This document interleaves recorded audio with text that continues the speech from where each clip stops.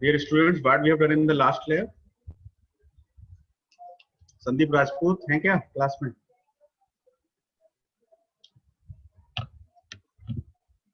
तुषार गुप्ता हैं?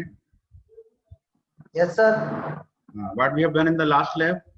तुषार बताइए. Sir repeated joint वाला कराया था आपने, design of repeated joint. Okay, so till now we have done around 3 experiments. Yes sir. So what was the title for the first experiment? Sir, to plot the graph of theories of failure. Graphs of the theories of failures. Okay. Yes, sir. What was the title for the second? Sir excuse me sir आपने जो सबसे पहला एकदम कराया था sir उसमें तो आपने बेसिक कमांड्स के लिए बताया था. बेसिक हाँ ठीक है, that was the वो तो बेसिक है, उसका कोई प्रैक्टिकल नहीं है. Okay sir. तो लिख के रख सकते हैं अपनी फाइल में आप. Yes yes revision purpose. Yes sir. Interview में वाइवा के टाइम पर lab, that will help you. So your first experiment was plot the graph of theories of failure using the MATLAB. तो उसमें आपने 6 theories, कितनी theories थी total? 5 theories were there, है ना? Yes sir. 5 theories were there. You have plotted the graph for all the theories and you have also plotted for combined graph. Combined graph, yes sir. है ना? You have done for combined graph in different colors. है ना? That was your first experiment. What was the second experiment? Sir, theories of failure for fluctuating loading. Yes sir. Yes. So that was also a graph in which we have covered the Goodman theory, fluctuating stress Goodman, Soderberg, and third one is Gerber. That you have covered in your second experiment. Theories of failure for the fluctuating stresses. Okay. What was the third experiment? Design and drawing of the eccentrically loaded riveted joint, I think. Sir. Yes sir. So we have covered design and drawing of eccentrically loaded. It is written over here. Design and drawing of eccentrically loaded riveted joint. That we have covered. Okay.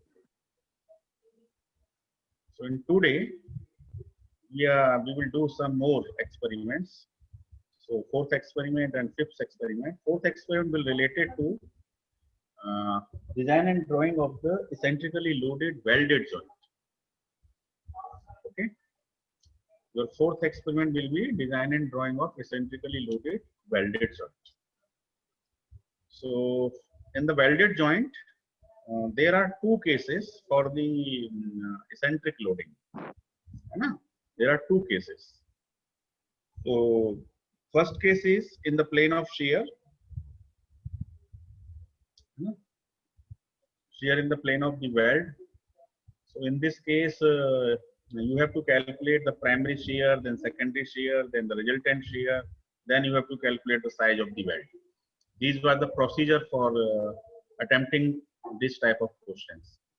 You have to calculate the primary shear first, then secondary shear, then resultant shear, then size of the weld. Size of the weld or the throat of the weld. So what is the relation between throat and size of the weld? Equal to h by root 2. H is size of the weld, T is the throat of the weld. Okay. So in welded joint, there are 2 cases. One is forces acting in the plane of shear, plane of the weld. Forces are acting in the plane of the weld. So both the components are shear, primary and secondary. And second case is when the welded joints are subjected to bending moment. Welded joints are subjected to bending moment. So both were eccentric loading. So we will cover welded joints subjected to bending moment in our lab experiment file. We will not take this part that we have done in theory. We have done in theory this also, but in lab file there will be experiment on this concept when the welded joints are subjected to bending moment. So I will give you a problem for that. For that problem, you have to make the MATLAB program and you have to solve that question numerically. So fourth experiment will be related to design and drawing of the welded joint subjected to bending moment. Okay. And fifth experiment will be related to design and drawing of the threaded joint. Design and drawing of the threaded joint. Thread joint में भी 2 case हैं. There are 2 cases. है ना. First case is just similar to eccentric riveted joint. One case is just similar. Second case, when the force is acting perpendicular to the axis of the bolt, perpendicular to the axis of the bolt. So we will cover this second case in our fifth experiment, when the force is acting perpendicular to the axis of the bolt. So fourth experiment will be related to welded joint, fifth will be related to threaded joint. So let's come to welded joint first. That we have covered welded joint.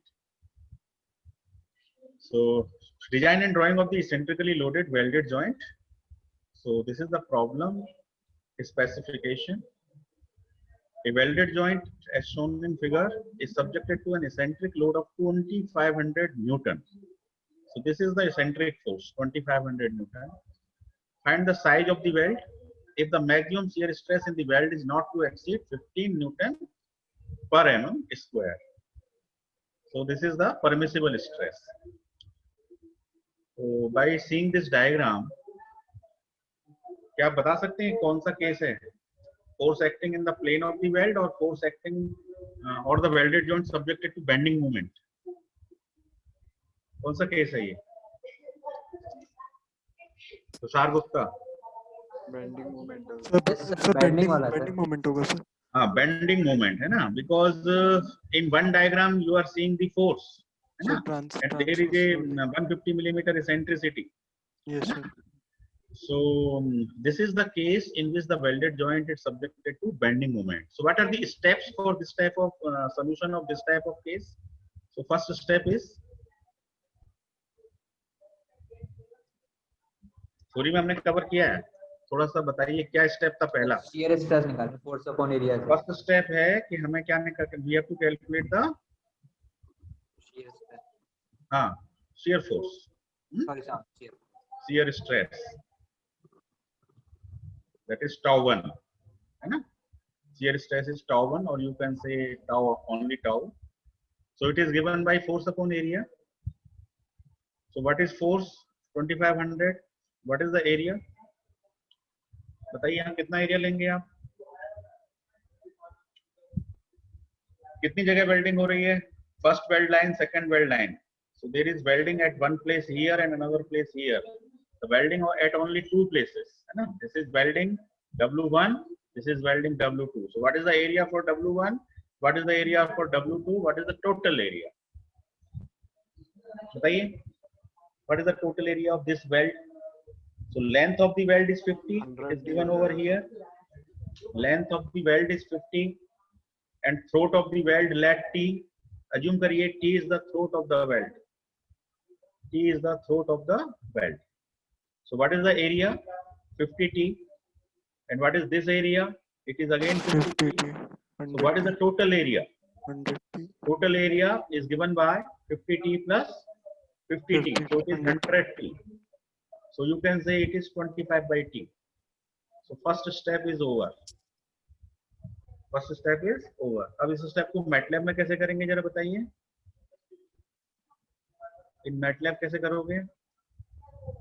सबसे पहले आप you will write clear all, then you will write CLC, then you will initialize force equal to 2500, है ना? Then you will make throat variable as a symbolic variable. So you can write sims T. T is the symbolic variable, which is throat of the weld.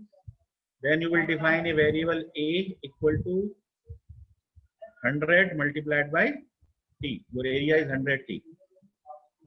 Then you will calculate primary shear stress, force divided by area. You can put semicolon at the end of the each step, because we does not want this output in the command window. You can simply do this. इसमें कोई problem तो नहीं आ रही है? अब तो MATLAB भी काफी प्रैक्टिस हो चुकी है आपकी. Clear all. CLC, force define करिए, सिंबॉलिक वेरिएबल T बनाइए, A equal to 100T, tau equal to P by A. First step is over, है ना? आप यहाँ चाहें तो लिख सकते हैं परसेंटेज साइन के साथ step 1 to calculate share, remark डाल सकते हैं. So first step is over. Now you have to explain or you have to tell step number 2. कौन बताएगा? सारांश प्रधान, आप बताइए। अवेलेबल हैं? संदीप राजपूत बताइए स्टेप 2 क्या करते हैं। बेंडिंग मूवमेंट पे जब welded joint bending movement subjected रहता है ना, तो इस फोर्स की वजह से बेंडिंग स्ट्रेस डेवलप होते हैं इस वेल्ड एरिया में, है ना, बेंडिंग स्ट्रेस। तो bending stresses are given by sigma B equal to m over z, where z is the section modulus. Z is the section modulus. So what is movement? Movement is given by force multiplied by eccentricity. So m is 2500 is the force and eccentricity is 150, है ना? So I will extend step 2 over here.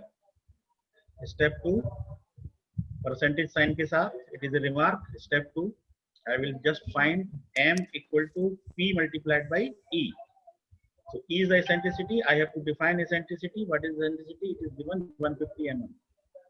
So define eccentricity, then find the bending moment. M equal to P into E. P is already available, E is already available. So divided by section modulus. What is the section modulus? From where you will find the section modulus for the Data weld? book. Data book. Yes, Data book. you will refer the data book. Very good. याद है, सब कुछ याद है आपको, है ना? Yes, sir. So for Z you have to refer the data book. तो data book से Z का फॉर्मूला देख के बताइए क्या है। अभी बता दीजिए, आपके पास बुक है? d square by 3. हाँ बताइए क्या है? Sir, d square by 3. D square by 3, है ना? तो Z is given by D square by 3. यहाँ निकाल लेते हैं इसको। Z equal to D square by 3. What is the value of D in our case? सही, हमारे केस में D की वैल्यू क्या है? 50. Yes, sir. कितनी? 50. 50. It is 50, है ना? So 50 square divided by 3. तो हम यहाँ Z कैलकुलेट करते हैं। सर मल्टीप्लाई बाय टी भी तो है। हाँ वो भी होगा। तो हम यहाँ पे कर लेते हैं 50 पावर 2, ठीक है, multiplied by T divided by 3, है ना? डिवाइड के लिए मतलब में ऐसे आएगा, डिवाइड बाय 3, है ना? 50 पावर 2 डी बाई 3, और हम लिख सकते हैं यहाँ पर, यही कर लो, 50 पावर 2 इंटू टी बाई 3। ये हमारा जेड सिंबॉलिक के फॉर्म में यहाँ पे आ गया। तो हम यहाँ पे लिख सकते हैं 50 square by 3 multiplied by T. तो इसको जरा सॉल्व कर दीजिए, कितना आएगा आपका? मैटलैब तो अपने आप सॉल्व करेगा, आप मैनुअली यहाँ सॉल्व करके बताइए कितना आएगा।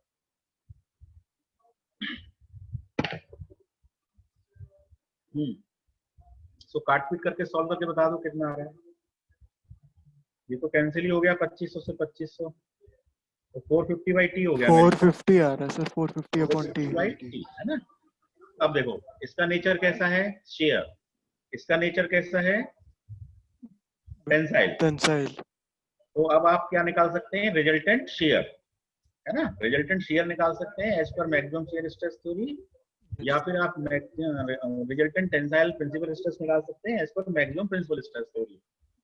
तो weld material is generally ductile, है ना? और हमें क्वेश्चन में भी क्या दिया हुआ है, परमिसिबल शियर स्ट्रेस दिया हुआ है। क्वेश्चन को देखिए, if the maximum permissible shear stress in the weld, तो हमें शियर स्ट्रेस थ्योरी को ही यहाँ पे इंप्लीमेंट करना है, ठीक है? तो शियर स्ट्रेस थ्योरी के according what is the resultant shear, what is the resultant shear? तो बताइए जरा, रिजल्टेंट शियर का फॉर्मूला क्या होगा? यस, रिजल्टेंट शियर का फॉर्मूला होगा, resultant shear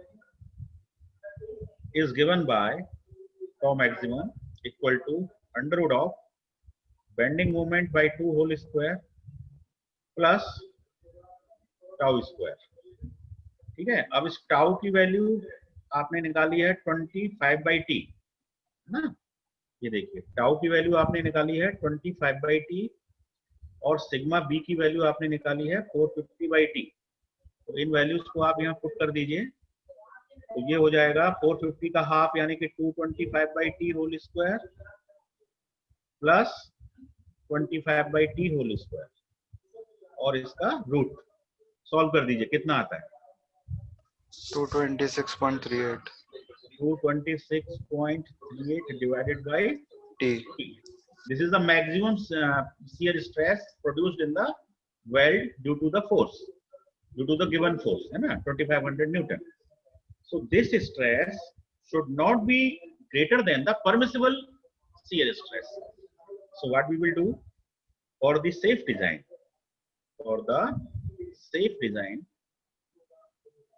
this tau maximum जो भी हमने निकाला है, this tau maximum should not be greater than equal to tau permissible. So tau maximum is 226.38 by T. For calculation purpose, we will take equal to sign. We will leave the greater sign. So tau permissible is given in question. How much? It is given 50 megapascal. It is given 50 Newton per mm square. So we will just equate it to 50. 4.52. So from here we will have T. So what is the value of T? 4.52. 4.52 mm. So this is the throat dimension. This is the throat dimension. So what is the leg? Leg is given by T root 2. So it is 4.52 root 2. Solve करिए. 6.4. 6.4 mm. So this is the size of the weld. So our answer is 6.4 mm. ये दिया हुआ answer देखिए. This is the unsolved question in the Bhandari in the last of the welding chapter, question number 8.6. This is the unsolved question in the Bhandari 8.6. So sir MATLAB में से last वाले equation कैसे लिखेंगे? अब बता रहा हूँ अभी, है ना, अभी बता रहा हूँ. अभी हमने मैनुअल कर लिया कंप्लीट. तो देखो मैटलैब यहाँ से स्टार्ट हुआ, हमने बेंडिंग मोमेंट निकाल लिया, जेड निकाल लिया, और जेड निकालने के बाद हमारा क्या स्टेप है? सिग्मा बी निकालना, है ना. तो हम यहाँ पे अब लिखेंगे, जरा सा इसका कलर चेंज करता हूँ पहले.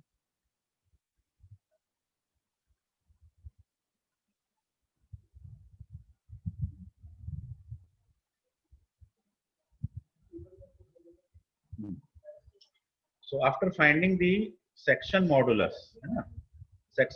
and bending moment in MATLAB, we will find the bending stress. So bending stress is just m by z. We have to write just m by z. Okay. So step 2 is over. Step 2 is over. Now come to the step 3.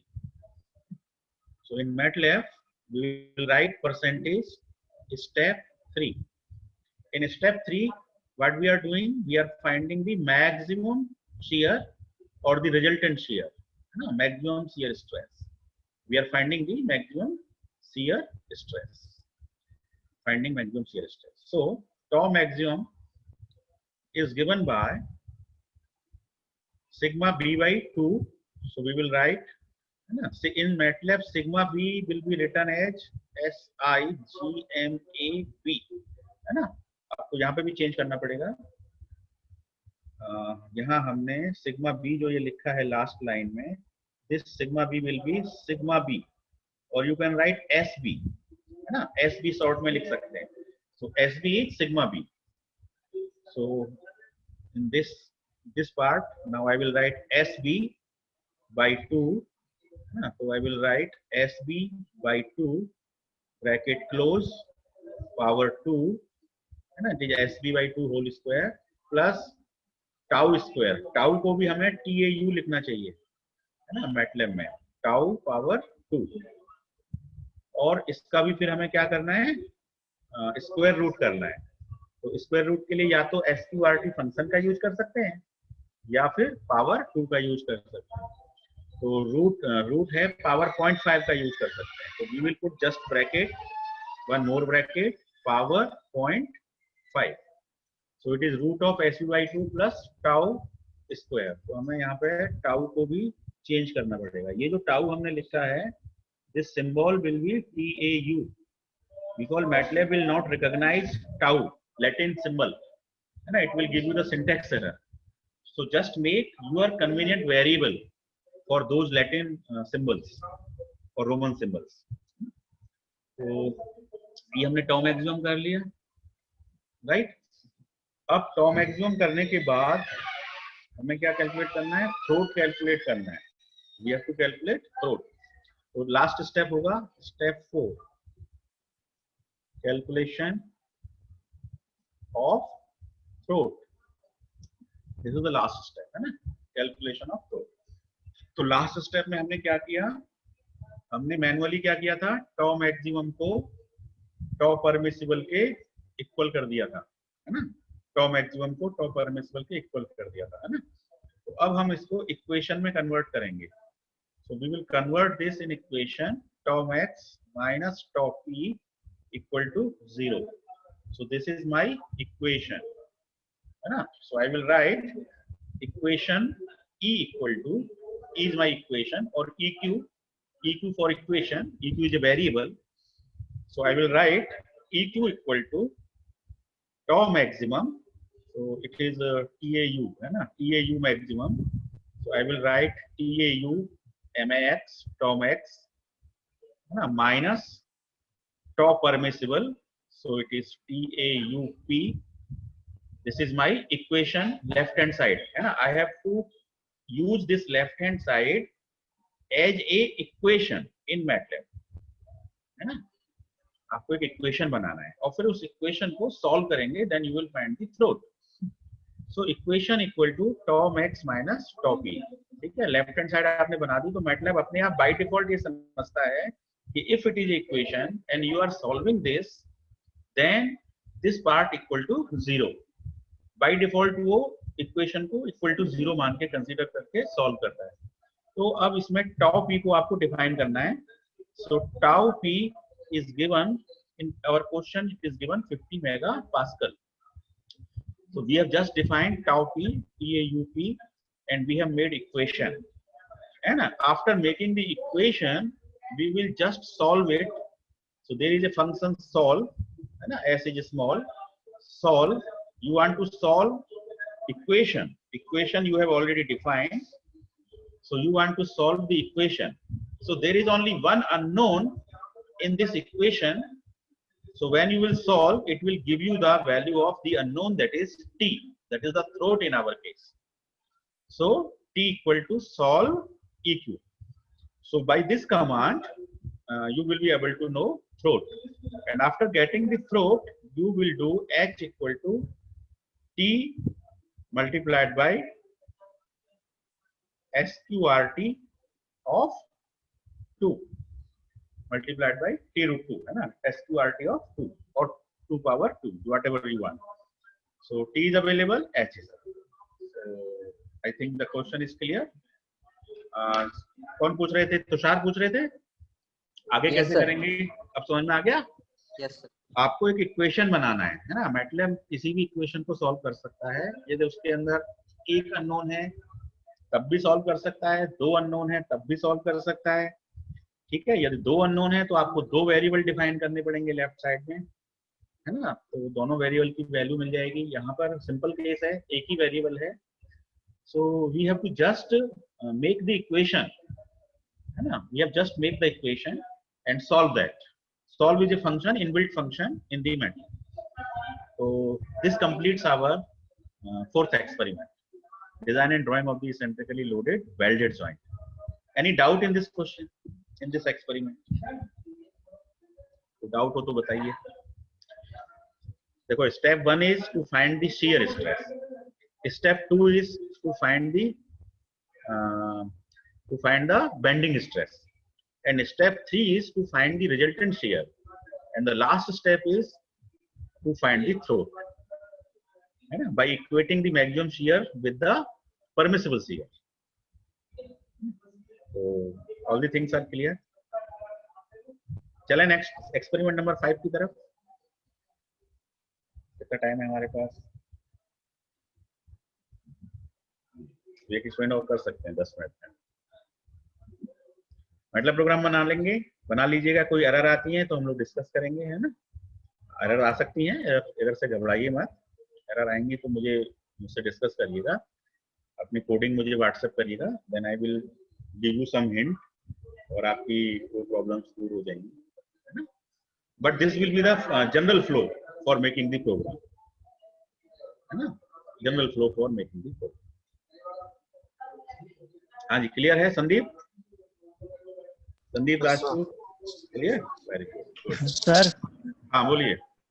Sir ये EQ is equals to tau max minus tau P, ये वाला समझा दीजिए। हाँ, tau max minus tau P, ये कैसे किया? हाँ ये ऐसे किया, देखो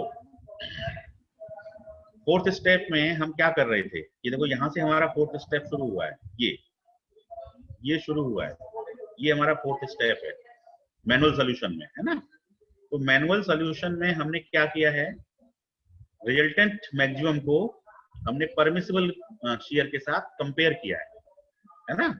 इक्वल टू साइन से ही मान के चलो, हमने इक्वल टू साइन से कंपेयर किया है कि ये इक्वल होना चाहिए जब तक हमारा वेल्ड मटेरियल सेफ है, हमारा वेल्डेड जॉइंट सेफ है। तो अब देखो ये टॉम एक्स जो है वो किसके फॉर्म में है, टी के फॉर्म में है, ये टी के फॉर्म में है, इसमें एक अननोन है। टॉ परमिसिबल में तो कोई अननोन नहीं है, वो तो एक न्यूमेरिकल वैल्यू है, ठीक है। तो हम क्या कर रहे हैं, 226.38 divided by T minus 50 equal to 0, इसको ऐसे लिख सकते हैं ना। तो अब इसकी जो ये लेफ्ट हैंड साइड है, ये लेफ्ट हैंड साइड जो है ये हमने मैटलैब को बता दी है कि भाई देखो ये हमारा इक्वेशन है लेफ्ट हैंड साइड। आप इसको EQ ना बोल के आप इसको LHS भी बोल सकते हो, आप ये वेरिएबल आपका अपना है, आप कुछ भी नाम दीजिए, आप LHS दीजिए, आपकी मर्जी है, X Y Z A B C कुछ भी नाम दीजिए, है ना, कुछ भी दीजिए, आपकी मर्जी, आप वेरिएबल बनाना है। तो मान लीजिए कि आपने एक वेरिएबल बना दिया LHS इक्वल टू, अब LHS आपकी क्या है, यही तो है टॉ मैक्सिमम। मान लो मैं यहीं से इसको कर देता, इस वाले पार्ट, इस वाले पॉइंट पे ही, तो ये क्या होता, tau maximum minus tau P equal to 0। ये मेरी लेफ्ट हैंड साइड हो जाती है। इस लेफ्ट हैंड साइड को मैंने यहाँ डिफाइन कर दिया मैटलैब के लिए, ये टॉ मैक्स माइनस टॉ पी। फिर मेरे को सॉल्व करना है किसको, अब मैं इक्वेशन को सॉल्व नहीं कर रहा हूँ, LHS को सॉल्व कर रहा हूँ, मैं तो वेरिएबल को सॉल्व कर रहा हूँ। जो भी वेरिएबल मैंने बनाया है आई एम सॉल्विंग दैट, है ना। EQ नाम तो मैंने इसलिए दे दिया कि थोड़ा समझने के लिए इजी है कि भाई ये this is my equation, so I am solving this equation. Generally that is the left hand side of the equation and you can give any name, LHS and solve LHS. If you are giving RHS then solve RHS, no problem. तो मेरे ख्याल से अब clear हो गया होगा। Yes sir yes. हाँ, वो वेरिएबल का नाम है, अपनी मर्जी से जो भी रखना है रखिए, समीर रख दीजिए तो सार रख दीजिए, है ना, संदीप रख दीजिए, Sandeep equal to tom x minus tau p and solve Sandeep, Sandeep is just a variable, no problem, ठीक है। तो this completes our fourth experiment. Now come to the fifth experiment. इसको मैं कर देता हूँ, कर देता हूँ। तो देखिए फिफ्थ एक्सपेरिमेंट हमारा है design and drying of the eccentrically loaded threaded joint, है ना, ये फिफ्थ है। अब इसमें क्या है, देखो ये रो ए वाली जो रो है इसमें कुछ बोल्ट लगे होंगे, क्वेश्चन में लिखा होगा कितने बोल्ट हैं, है ना, 2-3 जो भी होंगे। तो क्वेश्चन आप देखें तो a bracket for supporting the travelling crane is shown in figure, ये भी अनसॉल्व्ड क्वेश्चन है भंडारी का, है ना, unsolved question in Bhandari at the last of the chapter threaded joint. So the bracket is fixed to the steel column by means of 4 identical bolts. ठीक है, 4 identical bolts हैं, 2 at A and 2 at B. तो 2 bolt यहाँ पर हैं और 2 bolt यहाँ पर है, टोटल 4 बोल्ट हैं, ठीक है। A वाले पोर्शन पे 2 बोल्ट हैं, फर्स्ट एंड सेकेंड, और ये थर्ड एंड फोर्थ। बताओ कौन से बोल्ट हैवीली लोडेड हैं, बताओ which bolts are heavily loaded, पढ़ा है आपने थ्योरी में?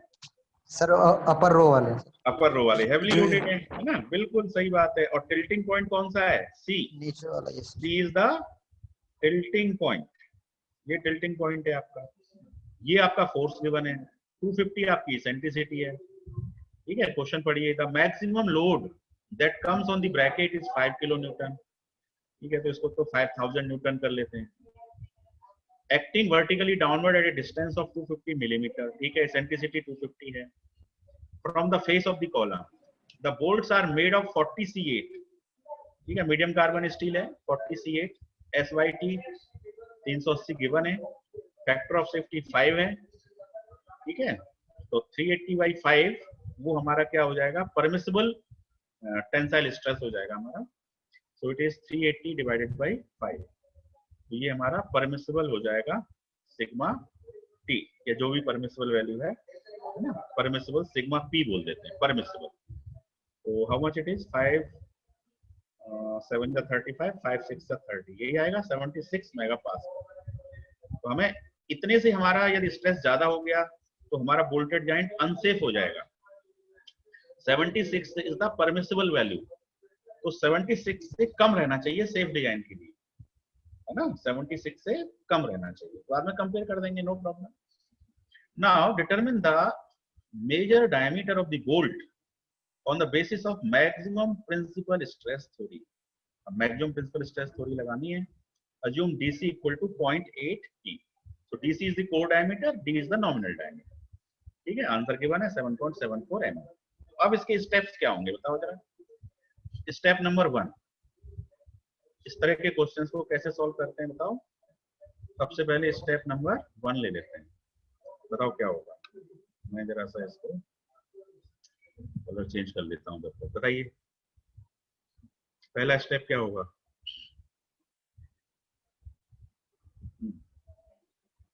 स्टेप 1, इस फोर्स की वजह से इन चारों बोल्टों पे कौन सा स्ट्रेस आएगा, शियर स्ट्रेस आएगा, है ना। तो shear stress is given by force upon area. So what is the area, force is 5000 and what is the area, let area is A, area is again A, area is common for all the bolts are of same size, so they have same cross sectional area, so the total area is 4A, total area is 4 times A। चारों बोल्टों पे equally divide हो जाएगा shear stress, है ना। So this is our first step, 5000 divided by 4A। अब इसको solve कर दीजिए, कितना हो गया, 1250 divided by E। So this is our first step, this is over, है ना। अब मैटलैब बताने की जरूरत नहीं है, आप लोग इसी तरह कर लेंगे जैसे पिछले क्वेश्चन में किया वैसे ही हो जाएगा, ठीक है। स्टेप 2 बताइए, स्टेप 2 बताओ। अभी इसको एरिया के फॉर्म में चलने देंगे हम लास्ट तक, और जब हमारा एरिया कैलकुलेट हो जाएगा तो उसके बाद हम एरिया को लिखेंगे π/4 DC²। तो फिर इससे हमारा डीसी कैलकुलेट हो जाएगा, और वंस डीसी कैलकुलेट हो जाएगा तो फिर हम डी कैलकुलेट कर पाएंगे, D = DC/0.8। इस फॉर्मूले की हेल्प से हम ऐसे, तो अभी हम ए के फॉर्म में ही चलेंगे थोड़ा सिंप्लिसिटी के लिए। अभी से हम इसको π/4 DC² लिख सकते हैं, बट थोड़ा सा कॉम्प्लेक्सिटी बढ़ जाएगी, है ना। वी डज नॉट, हम अभी हम पाई के चक्कर में नहीं पढ़ना चाहते, है ना। Just we are using a is the cross sectional area of the bolt, so it is a. Now step 2, step 2 बताइए क्या करेंगे। सबसे पहले कांस्टेंट निकालेंगे, m/L1² plus L2² plus ... L4²। याद आ रहा है कुछ, भूल तो नहीं गए हो, बस 3-4 मिनट और लूंगा आपका। C याद है, C = m/L1² plus L2² plus L4², it is the constant. तो अब आप निकालेंगे P1 वो क्या होगा, Cl1, P2 Cl2, P3 Cl3, P4 Cl4। उनको निकालने की जरूरत नहीं है, क्योंकि हैवीली लोडेड कौन है, P1 या P2, दोनों बराबर ही इक्वली हैवीली लोडेड है, दोनों ही इक्वली हैवीली लोडेड हैं। तो बस कोई एक निकाल लो, P1 ही निकाल लेते हैं ना, P2 भी निकालने की जरूरत नहीं है, क्योंकि वो दोनों आपस में इक्वल है ना। L1 की वैल्यू बताओ कितनी है, टिल्टिंग पॉइंट से रो नंबर फर्स्ट ये वाला बोल्ट कितनी डिस्टेंस पे है, 75 प्लस 300। तो यहाँ पे L1 की वैल्यू 375 है, L2 की वैल्यू कितनी है, 375, L3 कितना है, L3 बताइए, how much L3 tilting point से, बोलो। हाँ L3 Sandeep, Naman Pant,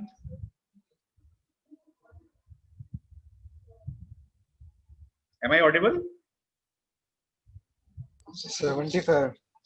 Yes, 75. Good. So L3 is 75 and L4 is also 75, है ना? L3 75, L4 is also 75. तो बस अब देखो L1, L2, L4 तो पता है, M कितना हो जाएगा? फोर्स इंटू डिस्टेंस, तो M की वैल्यू हो जाएगी 5000 इंटू 250. तो यहां से आपका कांस्टेंट निकल जाएगा. ठीक है, कांस्टेंट निकलते ही C पता है, L1 पता है, तो P1 डबल डैश निकल जाएगा. करेक्ट. और जब P1 डबल डैश निकल जाएगा तो फिर आप क्या करेंगे उसके बाद, बताओ, बोलो. बोल्ट की डिजाइन में क्या करते हैं?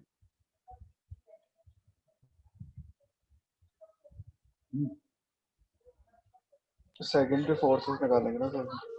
हैं? Secondary force. सेकेंडरी फोर्स निकल गया, P1 डबल डैश ये रहा. अब क्या करेंगे? दोनों को कंबाइन करेंगे फिर. हाँ, तो कंबाइन कैसे करेंगे? कौन सी थ्योरी लगाएंगे? Maximum principal stress theory stress लगाएंगे. थ्योरी से. तो पहले इसको स्ट्रेस में तो कन्वर्ट करो, अभी तो ये फोर्स है, तो इसे या इसे किस में कन्वर्ट करो? स्ट्रेस में कन्वर्ट करो. बताओ कैसे कन्वर्ट करोगे स्ट्रेस में? स्ट्रेस क्या होता है? Force upon area. स्ट्रेस क्या होता है? Force upon area. तो कौन सा फॉर्मूला लगाओगे?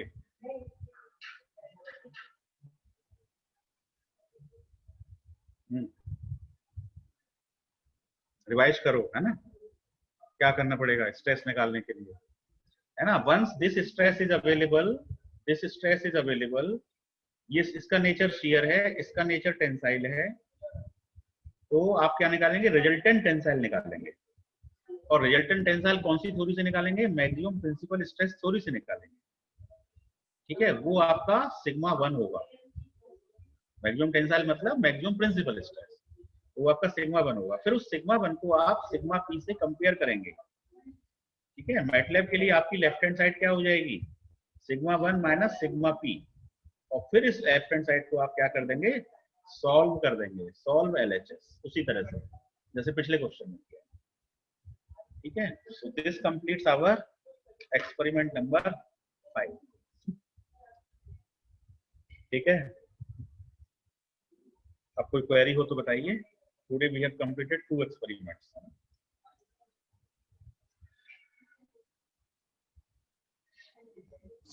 सर इसमें मैक्सिमम शेयर स्ट्रेस यूज नहीं कर सकते थे? कर सकते हैं, बट क्वेश्चन में फिक्स कर दिया है ना. देखो, determine the major diameter of the bolt on the basis of maximum principal stress theory. हमने कि हम तो कर, हम यदि क्वेश्चन में मेंशन ना होता ना, तो हम मैक्सिमम शेयर स्ट्रेस थ्योरी ही लगाते. Because bolts are generally made of ductile material, है ना? डक्टाइल का बना भी हुआ है 48. लेकिन क्वेश्चन हमें मतलब फिक्स कर रहा है, हमें बाउंड कर रहा है कि अब मैक्सिमम प्रिंसिपल स्ट्रेस थ्योरी से आंसर बताओ, तो फिर हम उसी को लगाएंगे.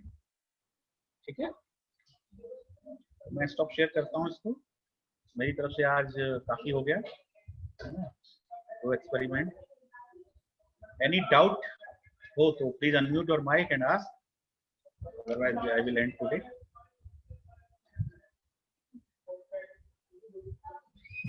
Yes, no query.